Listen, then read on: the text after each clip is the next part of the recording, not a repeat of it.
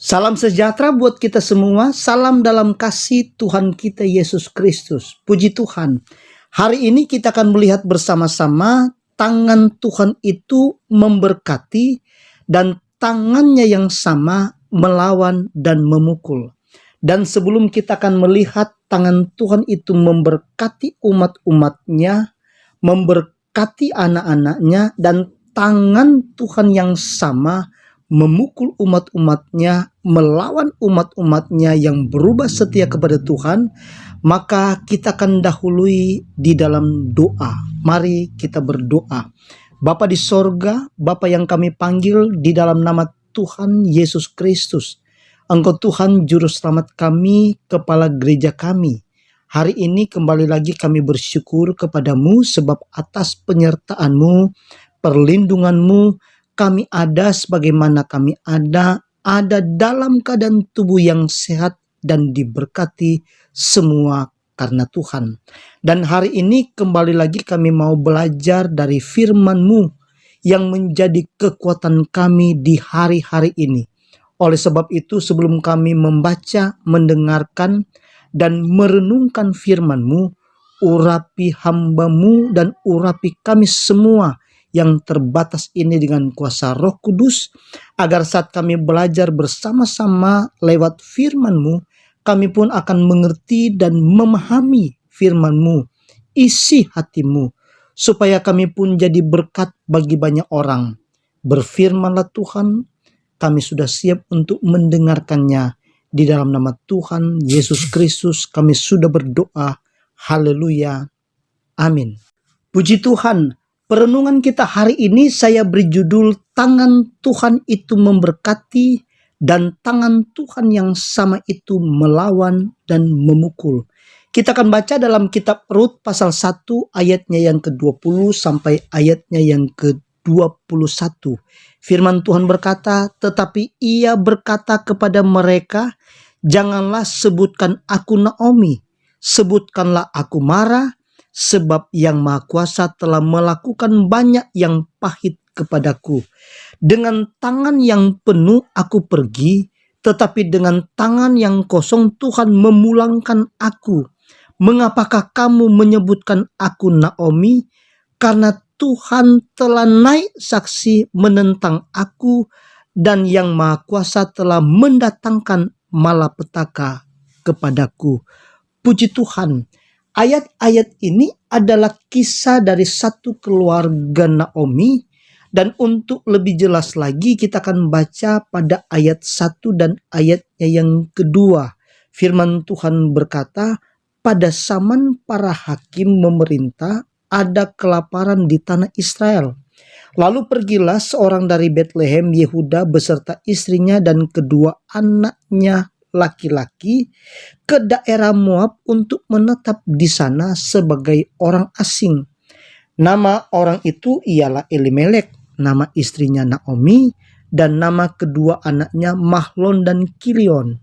Semuanya orang-orang Efrata dari Betlehem Yehuda, dan setelah sampai ke daerah Moab, diamlah mereka di sana. Ayat-ayat ini berkata ternyata pada zaman para hakim memerintah, terjadilah kelaparan di Betlehem di tanah Israel. Ternyata bencana itu tidak pandang bulu. Bencana atau musibah itu tidak pilih kasih terjadi di tempat mana saja. Sekalipun Israel itu adalah tanah perjanjian Tuhan. Tanah yang berlimpah susu dan madunya. Artinya tanah di sana itu subur, ladangnya paling subur, hasil ternaknya sangat bagus, apalagi di Betlehem domba-dombanya itu terpercaya untuk dibawa ke bait Allah.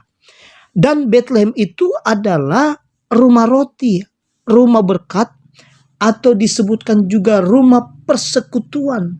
Dan saat Tuhan izinkan terjadinya kelaparan, keluarga ini atau keluarga Elimelek, keluarga Naomi beserta kedua anaknya tinggalkan Betlehem.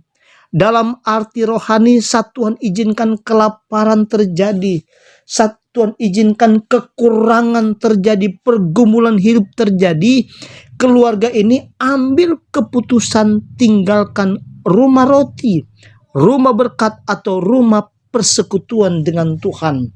Maka apa yang terjadi? Firman Tuhan katakan terjadilah apa yang Naomi katakan pada ayat pokok kita. Yang Maha Kuasa telah melakukan banyak yang pahit kepadaku. Tuhan telah naik saksi menentang aku, dan Yang Maha Kuasa telah mendatangkan malapetaka kepadaku. Lalu apa yang terjadi? Kita lihat pada ayatnya yang ketiga, yaitu akibat tinggalkan rumah roti, akibat tinggalkan rumah berkat itu atau rumah persekutuan. Ayat 3 berkata, kemudian matilah Elimelek suami Naomi, sehingga perempuan itu tertinggal dengan kedua anaknya. Dan bukan itu saja. Ayatnya yang keempat, firman Tuhan berkata, keduanya mengambil perempuan Moab, yang pertama bernama Orpa, yang kedua bernama Rut, dan mereka diam di situ kira-kira 10 tahun lamanya. Apa yang ditulis pada ayatnya yang keempat, hal ini juga petaka buat keluarga. Sebab jangankan kawin dengan orang Moab, bergaul saja tidak boleh, apalagi sudah kawin dengan orang Moab. Sebab orang-orang Moab adalah penyembah dewa Kamos. Kita akan baca dalam Bilangan pasal 21 ayatnya yang ke-29. Firman Tuhan berkata, celakalah engkau ya Moab, binasa engkau ya bangsa Kamos. Ia membuat anak-anaknya lelaki menjadi orang-orang pelarian, dan anak-anaknya perempuan menjadi tawanan kepada Sihon, raja orang Amori. Ayat yang sudah kita baca tadi, Alkitab berkata bahwa bangsa Moab adalah bangsa yang celaka, bangsa yang dikutuk oleh Tuhan. Dan kalau kita akan baca di dalam Ulangan pasal 23 ayat 3, firman Tuhan berkata, seorang Amon atau seorang Moab janganlah masuk jemaat Tuhan, bahkan keturunannya yang ke-10 pun tidak boleh masuk jemaat Tuhan sampai selama-lamanya. Jadi ayat ini ditulis dengan sangat jelas bahwa bangsa Moab tidak boleh masuk jemaat Tuhan sampai selama-lamanya. Dan apa yang terjadi kepada Mahlon dan Kilion yang mengambil orang Moab, kita akan baca dalam ayat 5 dalam kitab Rut pasal 1. Firman Tuhan berkata, lalu matilah juga keduanya, yakni Mahlon dan Kilion, sehingga perempuan itu kehilangan kedua anaknya dan suaminya. Lalu keluarlah kalimat dari Naomi pada ayatnya yang ke-13 bagian B. Bukankah jauh lebih pahit yang aku alami daripada kamu, sebab tangan Tuhan teracung terhadap aku. Ayat ini artinya Naomi ini alami masa yang pahit ini sebab tangan Tuhan yang teracung terhadapnya. Tangan Tuhan yang telah melawan dan memukul keluarganya akibat tinggalkan rumah Tuhan. Bahkan ada contoh lain di mana tangan Tuhan itu teracung. Kita akan baca di dalam kitab Yehezkiel pasal 14 ayatnya yang ke-12 sampai ayatnya yang ke-13.